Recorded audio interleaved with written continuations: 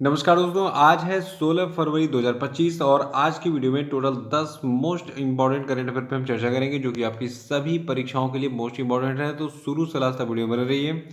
और देखिए, आज की वीडियो की पीडीएफ फाइल को आप वीडियो के डिस्क्रिप्शन बॉक्स से डाउनलोड कर सकते हैं। और देखिए, जो लोग हैं वो चैनल को सब्सक्राइब करके बेल आइकन जरूर प्रेस कर देंगे ताकि आने वाले सभी वीडियो का नोटिफिकेशन आपको मिलता रहे।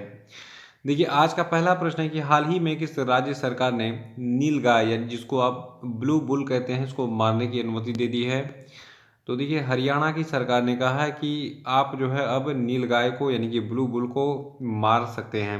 तो इसकी देखिए खैर काफ़ी आलोचना हो रही है। पूरी न्यूज़ क्या है इसको डिटेल में ध्यान से सुनिए। देखिए, हरियाणा सरकार ने हाल ही में नए वन्यजीव संरक्षण नियम लागू किए हैं जो कि नीलगाय यानी कि ब्लू बुल के नर को मारने की अनुमति देता है, मादा को नहीं। यानी कि जो नीलगाय का नर प्रजाति होता है उसको केवल मार सकते हैं, मादा प्रजाति को नहीं मार सकते हैं। ये निर्णय मानव वन्यजीव संघर्ष को कम करने और कृषि को नीलगायों द्वारा होने वाले नुकसान को रोकने के लिए किया गया है। देखिए, आपने देखा होगा गांव में खेतों में जो है रात में नीलगाय वगैरह पूरी फसल को सफाचट कर जाते हैं। तो शायद यही सोच के सरकार ने फैसला किया है। हालांकि इस फैसले का पर्यावरणविदों और विश्नोई समुदाय सहित कई संगठनों ने विरोध किया है क्योंकि वे नीलगाय को पवित्र मानते हैं और आलोचकों का कहना है कि शिकार न तो नैतिक है और न ही स्थायी है। खैर, मुझे भी बहुत दुख हो रहा है कि सरकार ने यह फैसला लिया नीलगाय के नर प्रजातियों को मारने के लिए। देखिए, जब नर और मादा का मिलन नहीं होगा तो फिर उनका जो वंश है वो खत्म हो जाएगा, धीरे धीरे नीलगाय खत्म हो जाएंगी। तो पर्यावरण के लिए काफ़ी खतरा है ये, क्योंकि देखिए ऊपर वाले ने कोई भी चीज़ बेकार में नहीं बनाई है। अगर सरकार को इनकी संख्या कम करनी है तो इनको जंगलों में छोड़ दे ताकि वहाँ पे ये अपना प्रजनन करते रहें, अपनी संख्या को बनाए रखें। ये शिकार वाला थोड़ा सा मुझे भी नहीं समझ में आ रहा है, वो भी हरियाणा में भाजपा की सरकार है इस समय। देखिए, हरियाणा की बात करेंगे। हरियाणा की राजधानी है चंडीगढ़। हरियाणा के चीफ मिनिस्टर हैं नायब सिंह सैनी और हरियाणा के राज्यपाल हैं बंडारू दत्तात्रेय। हरियाणा में 22 जिले और 6 डिविजन्स हैं। और हरियाणा के बारे में थोड़ा सा और जान लीजिए मैप में। देखिए, हरियाणा जो है कुछ इस स्थान में लोकेटेड है मैप में, और ये पंजाब, हिमाचल प्रदेश, राजस्थान, उत्तर प्रदेश और उत्तराखंड तथा दिल्ली के साथ जो है घिरा हुआ है। मैप को जूम कर सकते हैं आप। इसकी सारी बाउंड्रीज यहाँ पे आपको दिख रही हैं, ठीक है। तो यहाँ पे देखिए, राजस्थान हो गया, पंजाब हो गया, हिमाचल हो गया, उत्तराखंड हो गया, दिल्ली हो गया, ठीक है।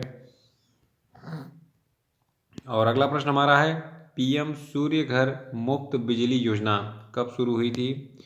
तो देखिए, प्रधानमंत्री सूर्य घर मुफ्त बिजली योजना को 13 फरवरी 2024 को शुरू किया गया था। अगर आप हर एग्जाम में एक नंबर कन्फर्म चाहते हैं अपना तो ये तिथि याद रखिएगा कि प्रधानमंत्री सूर्य घर मुफ्त बिजली योजना को 13 फरवरी 2024 को शुरू किया गया था। और देखिए, इस योजना को टोटल 1 साल कंप्लीट हो गए हैं, तो इसकी पहली वर्षगांठ इस साल मनाई गई है।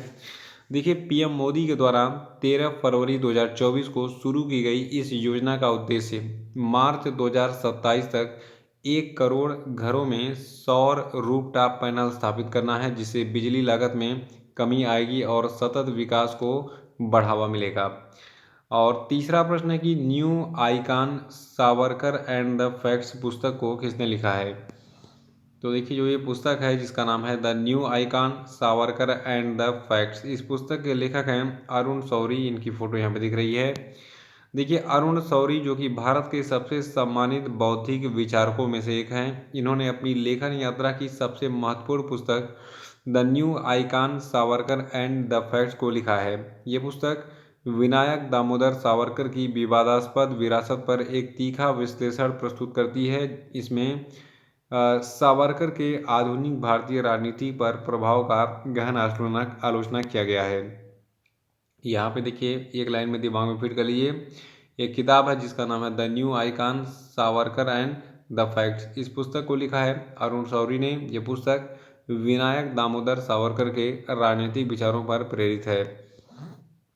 चौथा, कि हाल ही में किस देश में पेपर स्ट्रा को बढ़ावा देने वाली संघीय नीतियों को रद्द कर दिया गया?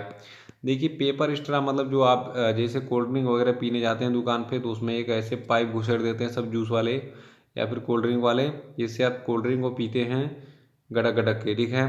तो ये कागज़ की जो स्ट्रा होती है ये गल जाती है, टूट जाती है। तो एक बार डोनाल्ड ट्रंप पी रहे थे तो ये टूट गया, इसलिए ये गुस्से में आ गए। देखिए अमेरिका ने जो है इसीलिए हाल ही में पेपर स्ट्रॉ को बैन कर दिया है। देखिए अमेरिकी राष्ट्रपति डोनाल्ड ट्रंप ने एक कार्यकारी आदेश पर हस्ताक्षर किए जिससे पेपर स्ट्रॉ को बढ़ावा देने वाली संघीय नीतियों को रद्द कर दिया गया है। देखिए ट्रंप ने पेपर स्ट्रॉ को अप्रभावी बताते हुए ये चीज़ काम नहीं करती, मैंने इन्हें कई बार इस्तेमाल किया है, कभी कभी ये टूट जाती हैं, फट जाती हैं, तो इसलिए इसको मैं बैन कर रहा हूँ। खैर ये पागलपंती वाला काम है। पेपर स्ट्रॉ से पॉल्यूशन कम हो रहा था, प्लास्टिक वाली स्ट्रॉ से पॉल्यूशन बढ़ रहा था, क्योंकि वो डिग्रेड नहीं होता है प्लास्टिक वाला। पेपर वाला तो मान लीजिए आप फेंक देंगे, सड़ जाएगा, गल जाएगा कुछ दिनों में। तो खैर ये अमेरिका के राष्ट्रपति मियाँ कुछ भी कर सकते हैं, हम आम आदमी हैं, बस आपको करेंट अफेयर पढ़ाएंगे। पाँचवा कि हाल ही में किस राज्य ने हर खेत स्वस्थ खेत अभियान शुरू किया है? तो देखिए हरियाणा की सरकार ने हर खेत स्वस्थ खेत अभियान शुरू किया है, और इस अभियान के तहत हरियाणा सरकार ने मिट्टी के स्वास्थ्य में सुधार और सतत कृषि पद्धतियों को सुनिश्चित करने के लिए इस हर स्वस्थ खेत अभियान को शुरू किया है। इस पहल के तहत राज्य में हर एकड़ कृषि भूमि से अगले 3 से 4 वर्षों में मिट्टी के नमूने एकत्र किए जाएंगे और सभी किसानों को मृदा स्वास्थ्य कार्ड यानी कि सॉयल हेल्थ कार्ड प्रदान किए जाएंगे। और छठवां प्रश्न है कि भारत की औद्योगिक उत्पादन वृद्धि दिसंबर 2024 में घटकर 3.2% रह गई, ये नवंबर में कितनी थी? तो देखिए जो भारत की औद्योगिक उत्पादन वृद्धि है ये जो है दिसंबर 2024 में 3.2% थी, जो कि इससे पहले नवंबर 2024 में ये 5% थी, यानी कि इसमें भारी गिरावट देखी गई। और देखिए इस गिरावट का मुख्य कारण विनिर्माण यानी कि मैन्युफैक्चरिंग क्षेत्र की कमजोर प्रदर्शन रहा, जबकि बिजली उत्पादन में मजबूत वृद्धि दर्ज की गई है। इसके बावजूद भी मैन्युफैक्चरिंग में थोड़ा सा कमी देखा गया। ये मंदी 2025 में प्रवेश करते समय भारत की समग्र आर्थिक गति को लेकर चिंताओं को बढ़ा रही है। और सातवां प्रश्न है कि हाल ही में भारतीय रिजर्व बैंक ने जूलिया इन्वेस्टमेंट्स को एयू स्मॉल फाइनेंस बैंक में अपनी हिस्सेदारी कितने प्रतिशत बढ़ाने की अनुमति दी? देखिए एयू स्मॉल फाइनेंस बैंक आपने देखा होगा बहुत ही समय पॉपुलर हो गई है, क्योंकि ये भारत की सबसे बड़ी स्मॉल फाइनेंस बैंक है। इस बैंक में एक कंपनी है जूलिया इन्वेस्टमेंट, तो ये जो है जूलिया इन्वेस्टमेंट कंपनी जो है 7% हिस्सेदारी जो है ये लगभग बढ़ाने जा रही है एयू में, और इसकी मंजूरी भारतीय रिजर्व बैंक ने दे दी है। पूरी न्यूज़ क्या है ध्यान सुनिएगा। देखिए जूलिया इन्वेस्टमेंट जो कि टेमास्क होल्डिंग की एक पूर्ण स्वामित्व वाली सहायक कंपनी है, वर्तमान में एयू स्मॉल फाइनेंस बैंक में 1.37% हिस्सेदारी रखती है, और अब आरबीआई की अनुमति से जूलिया अपनी हिस्सेदारी 7% तक बढ़ा सकती है, जो कि भुगतान की गई शेयर पूंजी या मतदान अधिकारों के आधार पर होगी। देखिए जो जूलिया इन्वेस्टमेंट कंपनी है ये याद रखिएगा टेमास्क होल्डिंग की एक सहायक कंपनी है, और ये निवेश जो कर रही है 7% वाला, ये भारत के वित्तीय क्षेत्र में बढ़ती वैश्विक रुचि को दर्शाता है। और आपका जो एयू स्मॉल फाइनेंस बैंक है ये जयपुर में स्थित है, ये भारत का सबसे बड़ा स्मॉल फाइनेंस बैंक है, इसको नोट कर लीजिएगा। और अगला प्रश्न हमारा है हाल ही में किस गायक की 100वीं जयंती के अवसर पर 100 रुपये का एक स्मारक सिक्का जारी किया गया?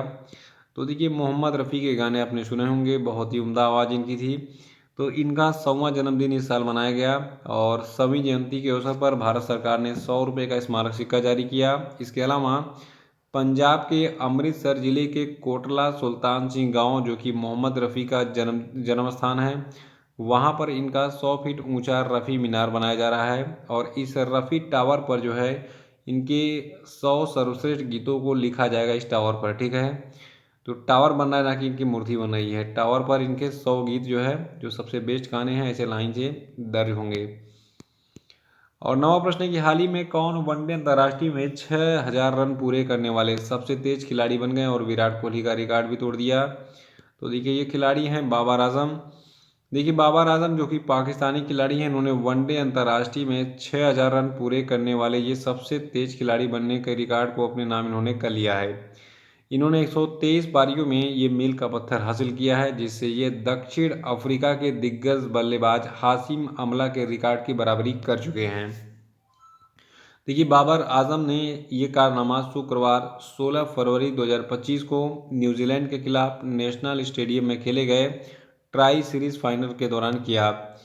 और इन्होंने देखिए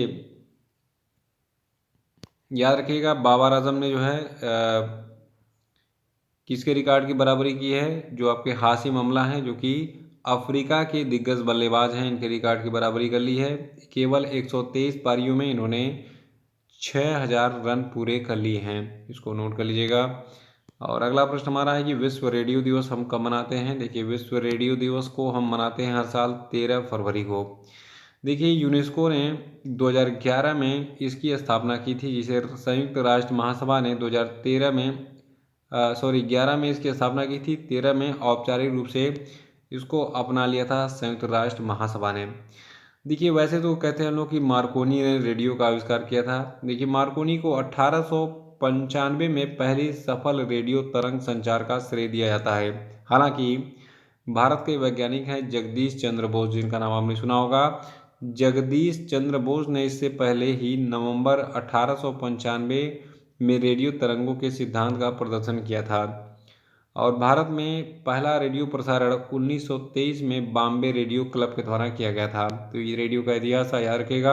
13 फरवरी को हम विश्व रेडियो दिवस मनाते हैं और 2013 से जो है हर साल इस दिवस को मनाया जा रहा है। 11 में इसकी प्रस्तावना लाई गई थी यूनेस्को में कि इस दिवस को मनाया जाए और संयुक्त राष्ट्र सभा ने कहा कि ठीक है चलो 2013 में इसको अप्रूवल दे देते हैं हम, और 13 से हर साल विश्व रेडियो दिवस 13 फरवरी को मनाया जाता है।